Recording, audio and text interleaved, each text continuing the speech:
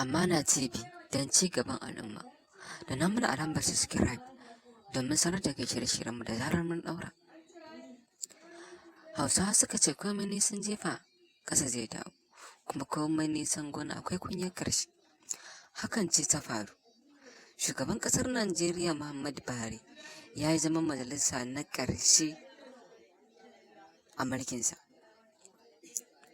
Shugaban ƙasa Muhammadu Buhari na Najeriya ya samu nasarar lashe zaben shugaban ƙasa ne a 2015 bayan ya yi nasara akan tsohon shugaba Goodluck Ebele Jonathan. Ranar 29 ga watan Mayu 2015 ya hau kujerar mulkin Najeriya da ministoci 44. Zaman majalisar na ƙarshe ya mai da hankali ne akan abubuwan da suka gudana tsawon shekaru 8 da suka gabata. Alƙawarin tsaro, yaƙi da rashawa da talauci su ne manya-manyan alƙawuran da shugaban ƙasa Muhammadu Buhari ya yi wa 'yan Najeriya. Abin tambayar shi ne, tsawon shekaru 8 wannan alƙawuran ya suke, sun cika?